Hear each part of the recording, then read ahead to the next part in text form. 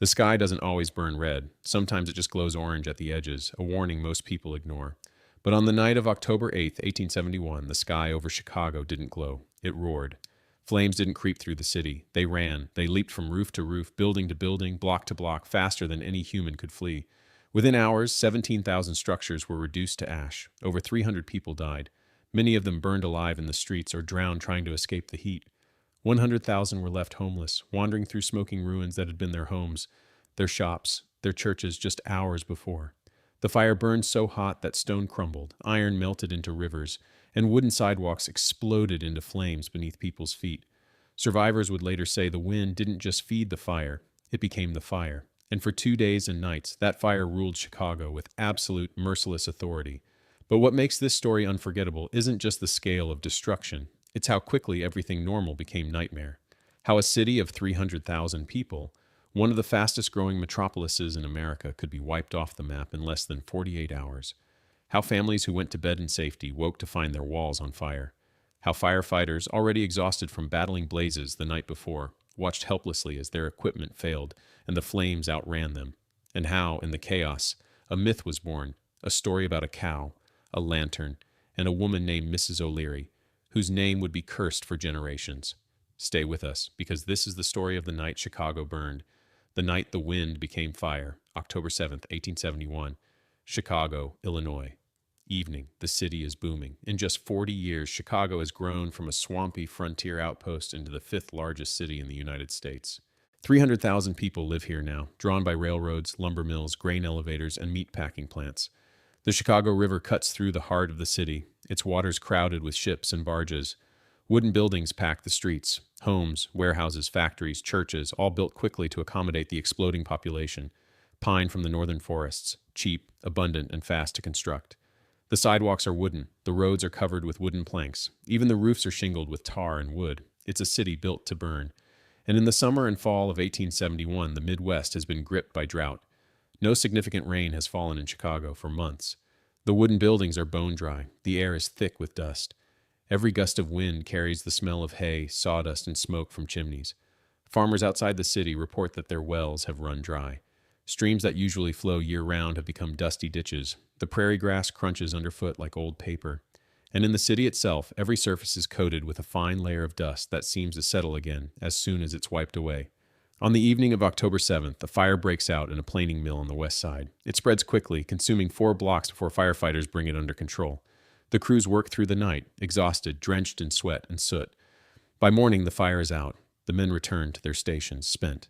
They've used up much of their equipment. Hoses are damaged. Steam engines need repairs. But there's no time to rest. The city is too crowded, too dry, too dangerous. Chief Fire Marshal Robert Williams knows another fire is inevitable. He just doesn't know it will come so soon. The firefighters sleep fitfully that Sunday, their uniforms still reeking of smoke. Some of them joke nervously about the previous night's blaze. Others sit quietly, staring at their damaged equipment, wondering if they'll have time to repair it before the next call comes. They don't. October 8th, 1871. Sunday evening, the O'Leary family lives at 137 DeKoven Street, a working-class neighborhood on the city's west side. The street is narrow, lined with small wooden cottages packed tightly together. Immigrant families, Irish, German, Scandinavian, live side by side in structures that share walls, share yards, share the constant risk of fire. Patrick O'Leary is a laborer who works at the stockyards. His wife, Catherine, takes in laundry to supplement the family income. Behind their small cottage sits a barn where they keep a cow, a calf, and a horse. The cow provides milk that Catherine sells to neighbors. It's a modest living, but it's theirs. Around 8:45 p.m., a neighbor named Daniel Peg Leg Sullivan is sitting outside his house across the street. Sullivan lost his leg in the Civil War and now works odd jobs around the neighborhood. He's known as a friendly man, always willing to help, always ready with a story. On this particular evening, he's enjoying the cool air after a hot day. Then he sees it, a glow inside the O'Leary barn. At first he thinks it's just lamplight, but the glow grows brighter, and then he sees smoke seeping through the cracks in the walls. Sullivan jumps up and shouts for help. He hobbles across the street as fast as his wooden leg will carry him, yelling, "Fire! Fire!" He reaches the barn and throws open the door. The interior is already engulfed. The cow is bellowing in terror. The calf is thrashing against its stall. The horse is rearing, eyes white with panic. Sullivan tries to free the animals, but the heat drives him back. He stumbles out of the barn, his clothes singed, his face blackened with soot. Behind him, flames burst through the roof. Within minutes, the entire barn is a tower of fire. And the wind is blowing hard from the southwest, a sustained gale coming straight off the prairie. This wind will be the real killer tonight. It carries embers high into the air, where they swirl in hot spirals before landing on nearby roofs.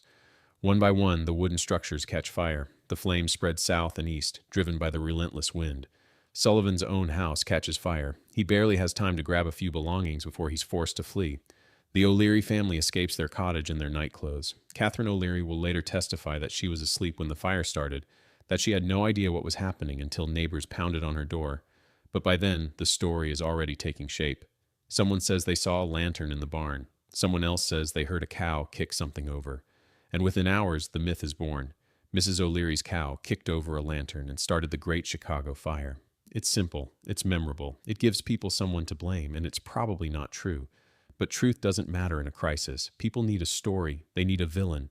And Mrs. O'Leary, an Irish immigrant woman in a city that often looks down on Irish immigrants, is an easy target. The fire alarm sounds, but there's confusion at the central station. The watchman in the courthouse tower, Matthias Schaefer, spots the fire from his high perch, but he misjudges its location. He's tired from the previous night's fire, and in the darkness and smoke, he miscalculates the distance and direction. He sends the alarm to the wrong district. Fire companies rush to the reported location, only to find empty streets. Precious minutes tick by as they realize the error and race toward the actual blaze. By the time they arrive at DeKoven Street, the fire has already jumped 2 blocks. Firefighters try to set up their equipment, but they're working with broken tools and exhausted bodies. They've had less than 12 hours to recover from the previous night's blaze. Their hoses are patched with rags. Their steam engines sputter and wheeze, and the wind is blowing so hard they can barely stand upright. When they finally get water flowing, it evaporates into steam before it even reaches the flames. The fire keeps moving. By 10 p.m., it has consumed 6 blocks. Wooden houses explode into flames as if they were soaked in kerosene. The heat is so intense that buildings on the opposite side of streets ignite without ever being touched by direct flame. The superheated air alone is enough to cause spontaneous combustion. Families flee into the streets, clutching children, blankets, furniture, anything they can carry. Mothers hold babies wrapped in wet sheets, hoping the moisture will protect them from the heat. Fathers drag trunks full of family heirlooms, only to abandon them a block later when the weight becomes too much. Children cry, confused by the chaos, by the noise, by the terrifying glow that turns night into day. But the fire moves faster than they do. It outpaces running horses. It overtakes wagons loaded with belongings. It corners people in alleys and dead-end streets. Some turn back, trying to find another route, only to discover that the fire has already cut off their escape. They're trapped between walls of flame, with nowhere to go but toward the river, and so they run toward the Chicago River, hoping that water will save them. By 11 p.m., the fire has crossed the south branch of the Chicago River. This should have been impossible. Rivers are supposed to stop fires, but the Chicago River in 1871 is not a pristine waterway.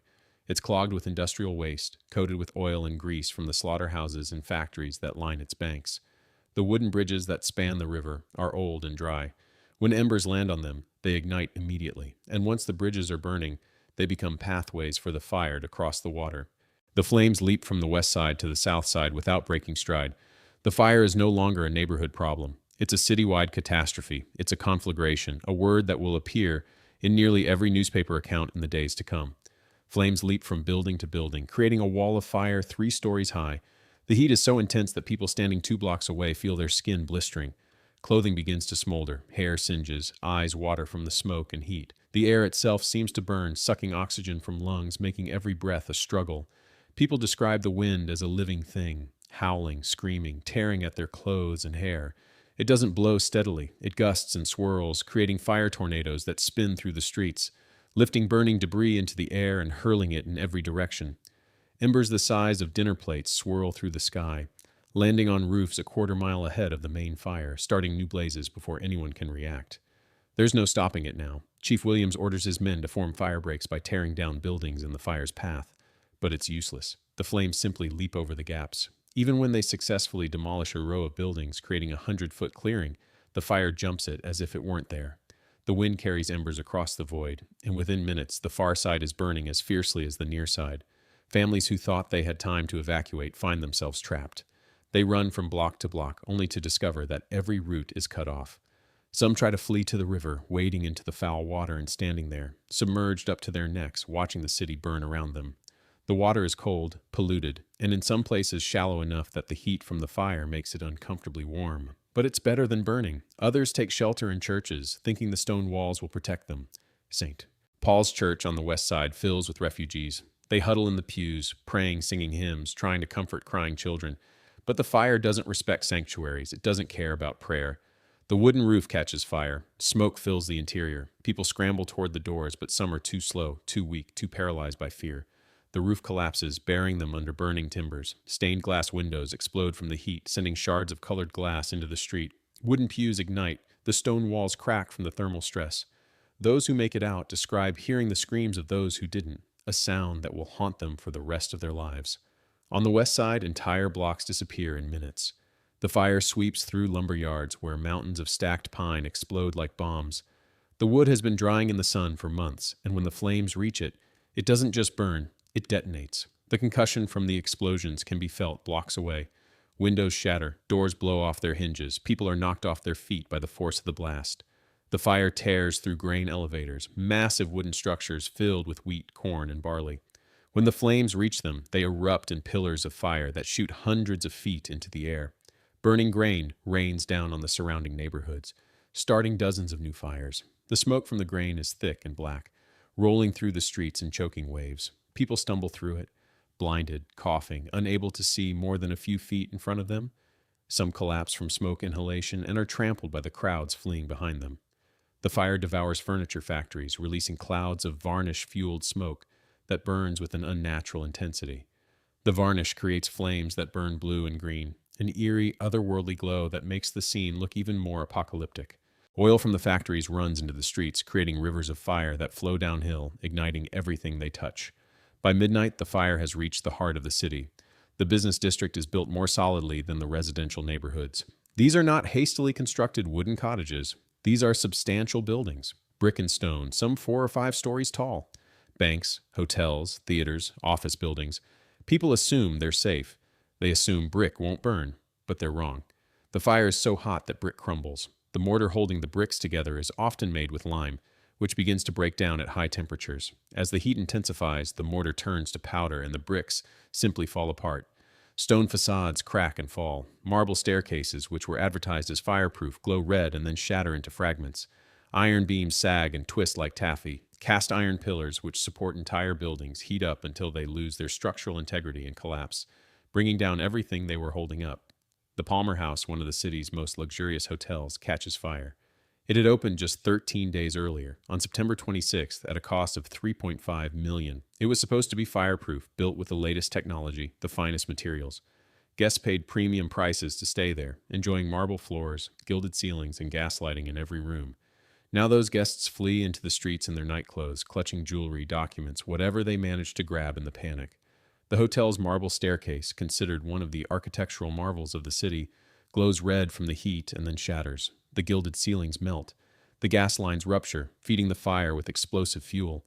Within an hour, the Palmer House is a hollow shell. The Crosby Opera House, which opened just 5 years earlier, burns to the ground in less than an hour. This was Chicago's cultural crown jewel, a beautiful building that hosted opera, theater, lectures, concerts.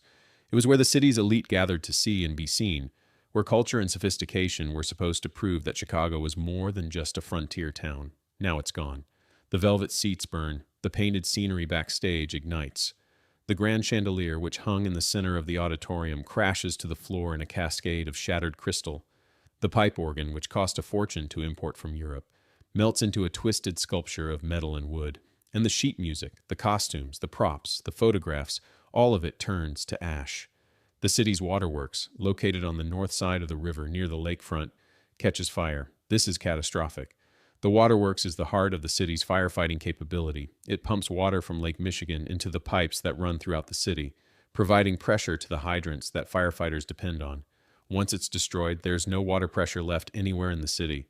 Firefighters turn on their hoses and nothing comes out. They stare at the useless equipment in disbelief. Some throw down their tools in frustration. Others just sit down in the street, too exhausted to continue. Without water, there's nothing they can do but watch the city burn. By 1 a.m., the fire has jumped the main branch of the Chicago River. It's now burning on 3 sides, west, south, and north. The flames have carved a path of destruction nearly 2 miles wide and growing wider with every passing hour. People flee in every direction, but there's no safe place to go. Every neighborhood seems to be burning. Every street seems to lead toward flames. Some try to bury their valuables in the ground, digging frantic holes in their yards and gardens, hoping to retrieve their possessions after the fire passes. They bury silver, jewelry, important documents, family photographs. But the fire is so hot that even buried metal melts. People will return days later to find nothing but lumps of melted silver and gold, fused together into unrecognizable masses. Others pile their belongings into carts and wagons, horses straining under the weight.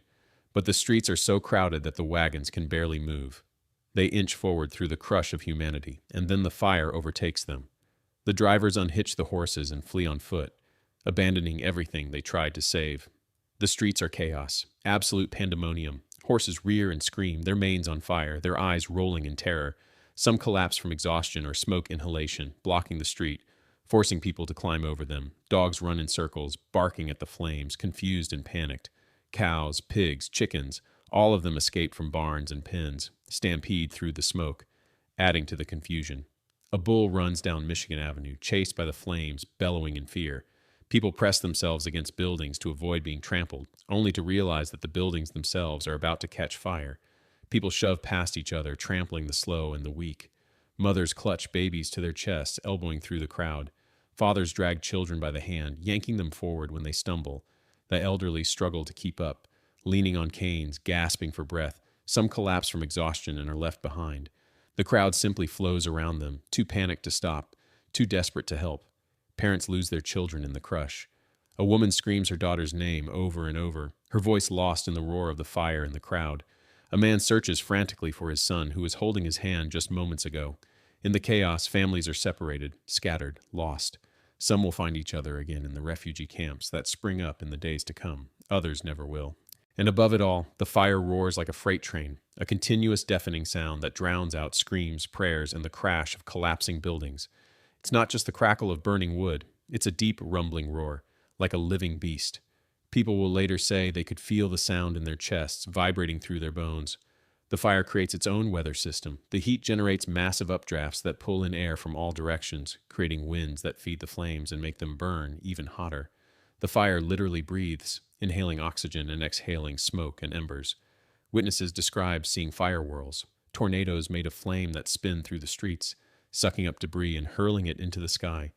These fire tornadoes are powerful enough to lift entire roofs off buildings, to pull trees out of the ground by their roots, to pick up wagons and throw them like toys. By 2 a.m., the north side is engulfed. This is where Chicago's wealthiest residents live. Mansions with manicured lawns, tree-lined streets, elegant parks, streets with names like Dearborn and State and Michigan Avenue. Houses that cost tens of thousands of dollars filled with imported furniture, oil paintings, libraries of books, pianos from Vienna, chandeliers from Paris. It doesn't matter. The fire consumes everything. Malin Ogden's mansion, one of the few structures that will survive, stands isolated in a sea of ash. Ogden is not there to defend it. He fled hours ago with his family. But his house, for reasons no one can fully explain, remains untouched. Perhaps it's the wide lawn surrounding it. Perhaps it's the brick construction. Perhaps it's simply luck. But almost everything else is gone. Entire blocks of mansions vanish in minutes. William Brost, the lieutenant governor of Illinois, watches his home burn from across the street. He had evacuated his family but returned, hoping to save something. Instead, he stands helpless as his library, thousands of books, many of them rare first editions, goes up in flames. He will later write about the smell, the sickening stench of burning leather bindings and paper, and how it reminded him of burning flesh. St. James Episcopal Church burns. This was not just a church, it was a social institution where Chicago's elite families worshipped, where their children were baptized, where they were married and buried. The building was less than 5 years old, designed by one of the city's most prominent architects. Now the roof collapses, the stained glass windows shatter, and the pews are reduced to charcoal. The Chicago Historical Society, which houses irreplaceable documents from the city's founding, goes up in flames. Decades of history, land deeds, maps, letters, photographs, artifacts, are lost in minutes. The original documents from Fort Dearborn, the military outpost that predated the city, burn. Early surveys and plats that showed how the city was laid out, gone. Letters from the city's founders describing their hopes and plans turned to ash. The loss is incalculable. It's not just property, it's memory. It's the physical record of how Chicago came to be, and it's gone forever. People flee toward Lincoln Park, a large open space on the lakefront. Thousands gather there, huddling together, watching the city burn. The park becomes a refugee camp, filled with people who have lost everything. They sit on the grass in their night clothes, wrapped in blankets, staring at the glowing horizon. Children sleep in their parents' laps. Old people sit alone, too stunned to speak. But even the park isn't entirely safe. Embers land in the grass, starting small fires that have to be stamped out. Volunteers form bucket brigades, using water from the lake to douse the flames. The heat is so intense that people standing a quarter mile from the main fire feel their skin blistering. Some wet their clothes in the lake, hoping the moisture will protect them. But the water evaporates almost instantly.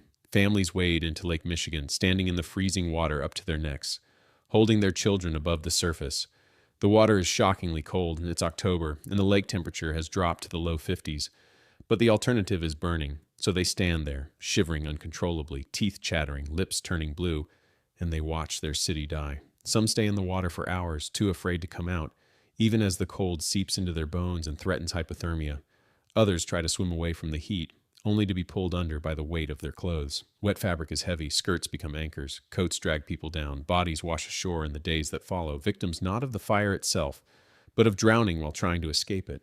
By 3 a.m., the fire has reached its peak. It's now burning along a front 3 miles wide. From above, from a balloon or a bird's perspective, it looks like the entire city is on fire. And in many ways, it is. More than 3 square miles are now engulfed. The courthouse, which sits in the center of downtown, is the symbolic heart of the city. It's a massive building with thick stone walls and a copper dome that can be seen from miles away. In the dome is a bell that has rung out alarms, celebrations, and warnings for years. Now the courthouse catches fire. The flames climb the exterior walls, finding every window, every door, every crack. Inside, records burn, legal documents, property deeds, court transcripts, all turning to ash. The heat builds until the interior is like a kiln. The bell in the tower begins to ring on its own, the metal expanding and contracting in the heat, striking the clapper in a random, mournful rhythm, and then the bell melts. The copper dome glows red, then white, and finally collapses.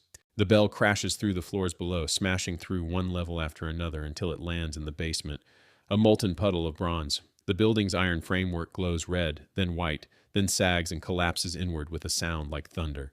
When the walls finally fall, they send up a cloud of sparks and ash so massive that it's visible from towns 30 miles away. Alexander Freer, a visitor from New York, is trapped in the city when the fire starts. He had come to Chicago on business and checked into a hotel near the river. Now he's fleeing for his life, and he will later write one of the most vivid accounts of the disaster. The streets were full of furniture and every description of goods, wares, and merchandise hastily thrown from houses and stores. Valuable oil paintings, books, pet animals, musical instruments, toys, mirrors, and bedding were trampled underfoot. The streets were crowded with people, all rushing, pushing, scrambling to get away. Rich and poor, young and old were mingled together in one confused mass. Splendid equipages were abandoned. Horses, released from burning stables, ran wildly through the streets. The brilliant glare of the flames, the crash of falling buildings, the roar of the conflagration, and the screams of the terrified fugitives combined to form a scene of indescribable horror and sublimity. Freer continues, "The fire was all around us, and we were in the greatest danger. The heat was intolerable. My clothes were scorched. My face felt as though it would blister. I thought of the day of judgment and wondered if this was what the end of the world would be like." He's not the only one. Many survivors will describe the fire in biblical terms, as punishment, as apocalypse, as the end of the world. Preachers will later call it God's wrath, divine retribution for the city's sins.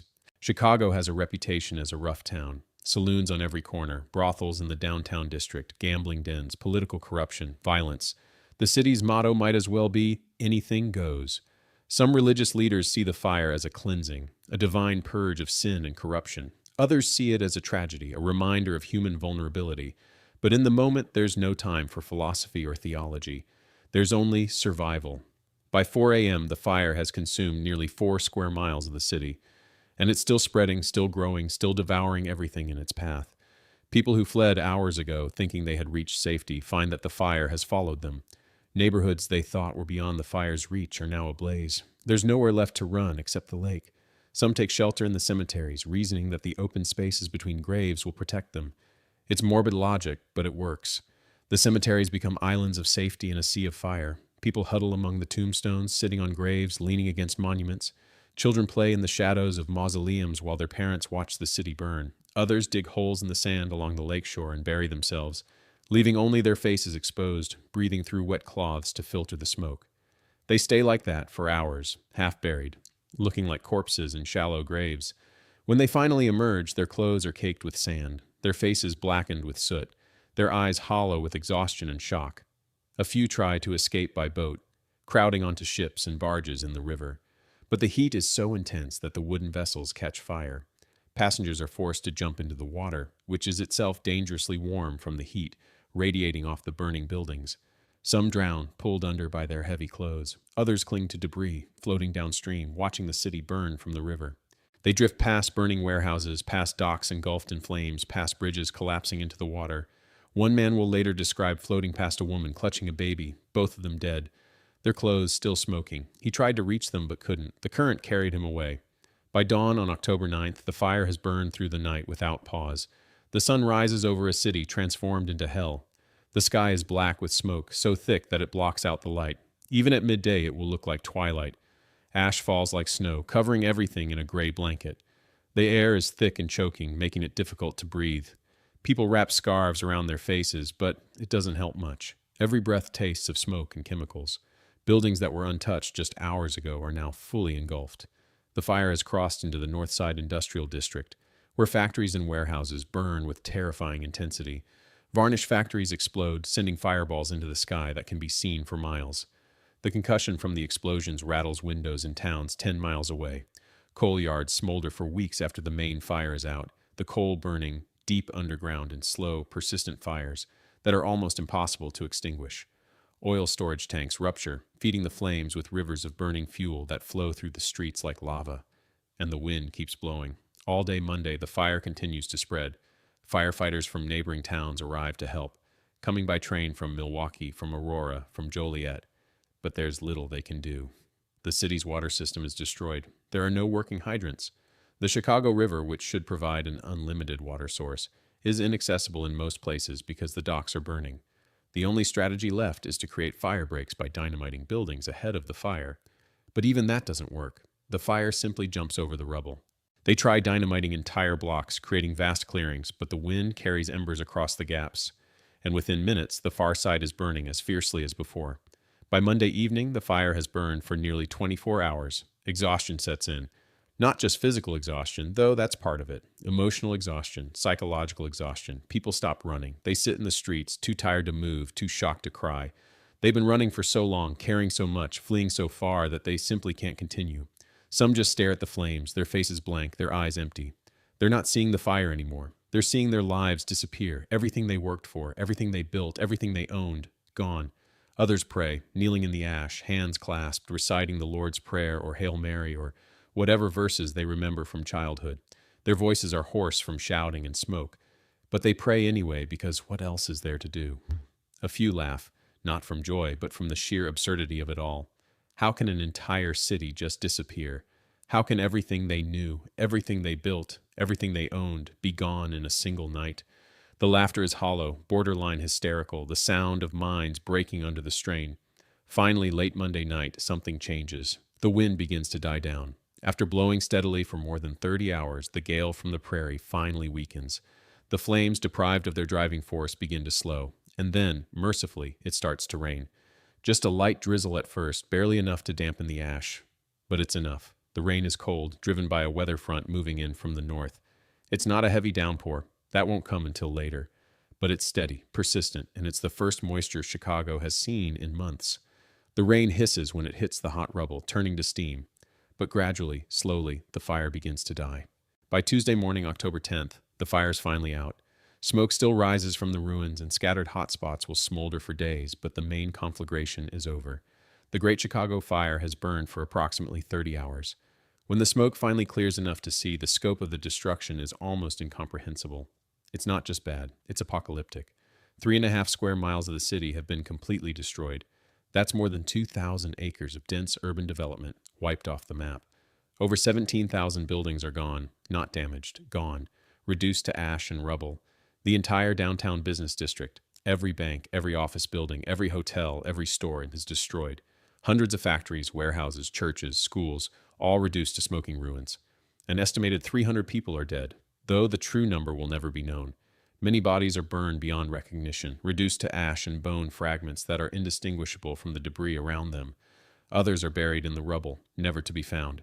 Some people who were reported missing in the fire will turn up weeks later in other cities, having fled and never returned. But many others are simply gone, their fates unknown, their deaths unrecorded. And more than 100,000 people, 1/3 of the city's population, are homeless. They wander through the ruins, searching for anything they can salvage. Some find nothing but ash.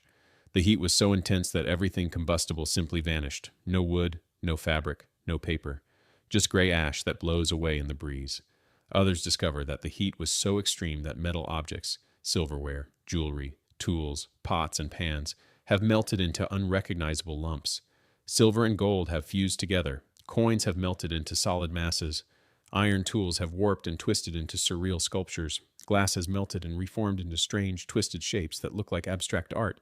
Bricks have fused together, the mortar and the brick becoming one solid mass. The financial loss is staggering. Estimates put the damage at around $200 million in 1871 dollars, equivalent to nearly $5 billion today. But that number doesn't capture the true cost. It doesn't account for lost business, lost jobs, lost opportunities. It doesn't account for the emotional toll, the trauma, the grief. Insurance companies go bankrupt trying to cover the claims. There are simply too many losses, too much destruction. Some insurance companies pay out a fraction of what they owe and then close their doors. Others refuse to pay at all, claiming that the fire was an act of God not covered by their policies. Policyholders sue, but it takes years to resolve the cases, and by then, many have given up and moved on. Banks lose everything. Safes that were supposed to be fireproof turn out not to be. The heat is so intense that it penetrates the metal, and the contents inside ignite. Paper money burns. Documents crumble. Even gold and silver coins melt. Fortunes vanish overnight. Men who were millionaires on Sunday morning are paupers by Tuesday afternoon. But amid the devastation, there are stories of survival, of courage, of resilience. There's the story of John R. Chapin, an artist for Harper's Weekly, who watched the fire from his hotel window on Michigan Avenue. While others fled, Chapin stayed, sketching the flames, even as the building around him began to burn. He filled page after page with quick, desperate drawings. The flames, the crowds, the collapsing buildings, the fleeing masses. When the fire finally grew too close, he fled with his sketchbook tucked under his arm. His drawings would become some of the most famous images of the disaster, published in newspapers and magazines across the country. They're the only visual record created during the fire itself, and they capture the chaos, the terror, and the awe-inspiring scale of the inferno. There's the story of Joseph Medill, editor of the Chicago Tribune, who lost his office building but saved his printing press. While the building burned around him, Medill and his staff dismantled the press, piece by piece, and dragged it into the street. They loaded it onto a wagon and hauled it to safety just minutes before the building collapsed. Within days, Medill is publishing again, printing the news on whatever paper he can find. The Tribune's first post-fire edition is printed on brown wrapping paper because there's no proper newsprint available. But Chicagoans don't care. They're desperate for information: who survived, what areas are destroyed, where to find food and shelter. Medill provides that information, keeping the city connected, keeping hope alive. There's the story of the hundreds of volunteers who arrived from neighboring states, bringing food, clothing, blankets, medicine. Relief trains roll into the city within hours of the fire being extinguished. The trains come from Milwaukee, from St. Louis, from Cincinnati, from Detroit. They bring wagon loads of bread, barrels of water, crates of canned goods. Doctors arrive to treat the injured. Carpenters come to help rebuild. Donations pour in from across the country, from New York, from Boston, from Philadelphia, from as far away as San Francisco. Queen Victoria sends aid from England. The Tsar of Russia contributes money. Even cities that were once rivals, like St. Louis, which always competed with Chicago for dominance in the Midwest, send help. The response is overwhelming, a national outpouring of sympathy and support. And there's the story of Mrs. O'Leary. Catherine O'Leary, the woman whose barn is identified as the fire's starting point, becomes the scapegoat for the entire disaster.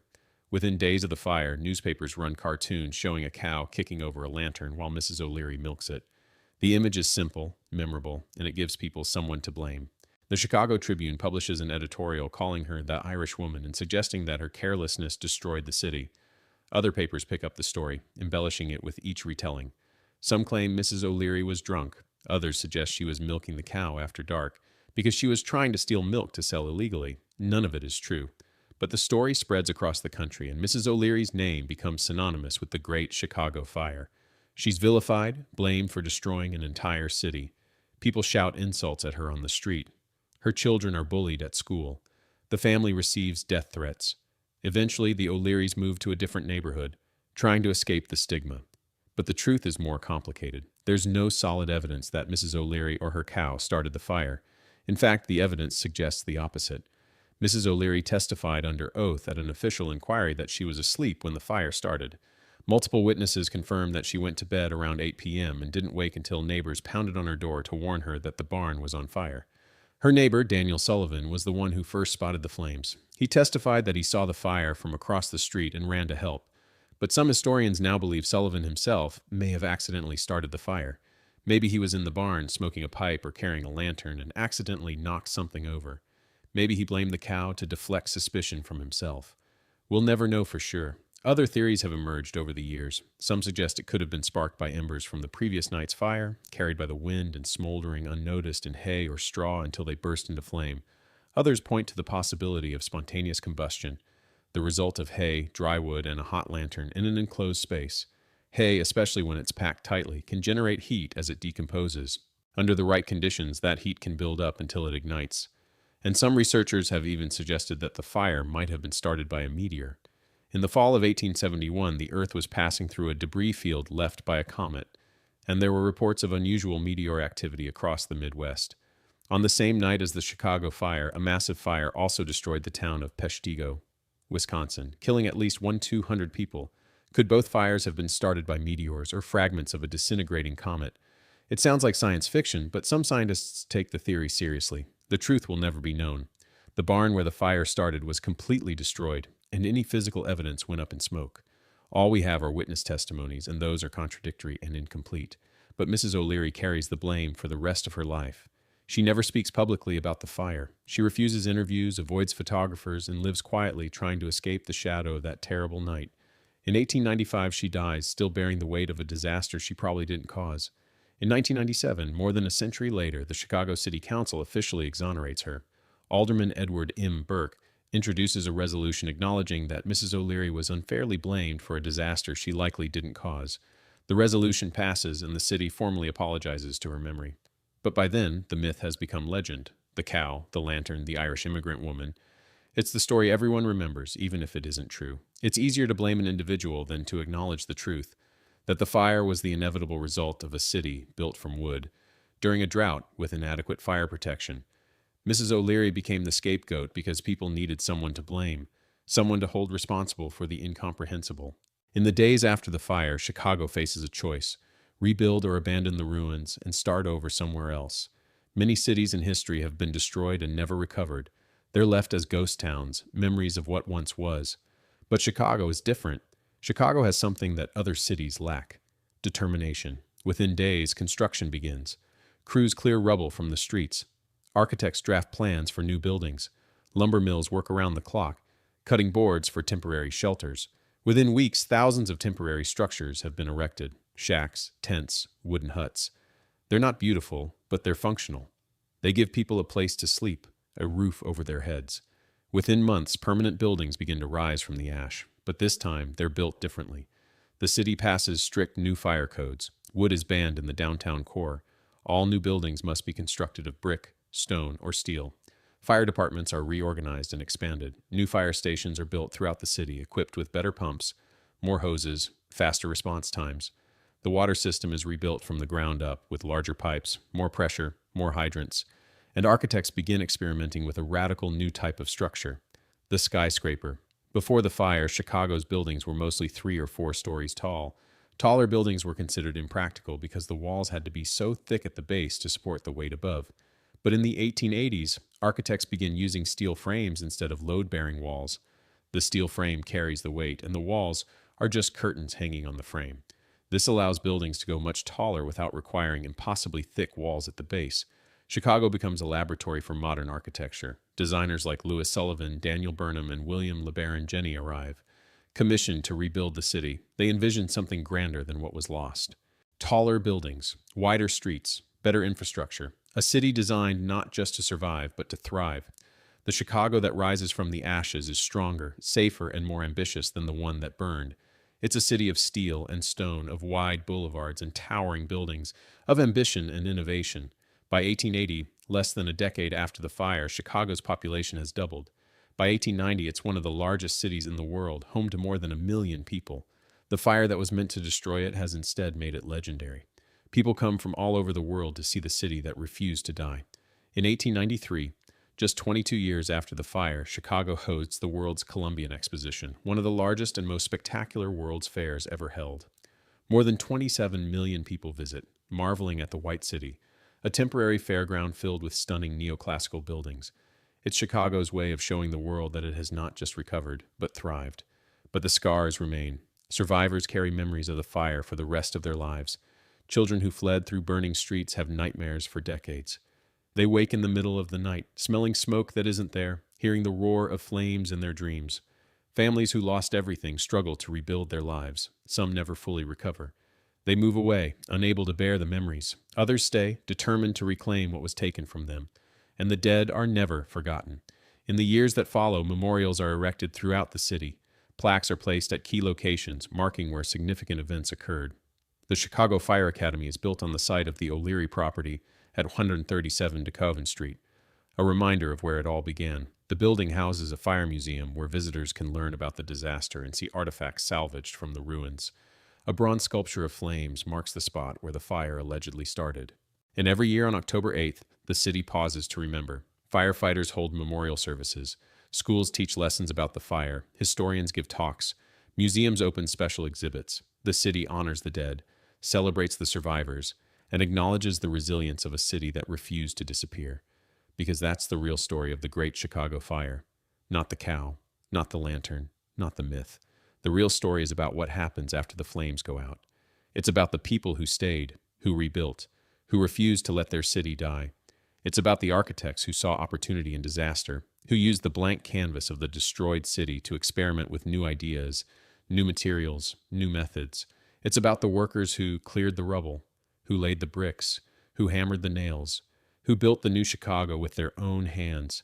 It's about the families who returned to empty lots and started over, who planted gardens in the ash, who built new homes on the foundations of the old. It's about the business owners who reopened their shops in temporary quarters, who extended credit to customers who had lost everything, who kept the city's economy moving even when there was no money and no certainty. It's about the idea that a city is more than its buildings. It's the people who live there, the memories they carry, the future they build together. And it's about the night the wind became fire, the night Chicago burned, the night everything changed. If this story moved you, if it made you think about resilience, survival, and the power of human determination, then stay with us. Subscribe and keep the memory alive. Because stories like this matter. They remind us that cities, like people, can be broken, but they can also be rebuilt. Stronger, better, more determined than before. The Great Chicago Fire killed over 300 people. It left 100,000 homeless. It destroyed one of the greatest cities in America. But it didn't destroy the spirit of the people who lived there. And in the end, that's what made Chicago what it is today. Not the fire, but the refusal to let the fire win. The flames burned for 2 days, but the city they left behind has been burning bright for over 150 years, and it shows no sign of going out.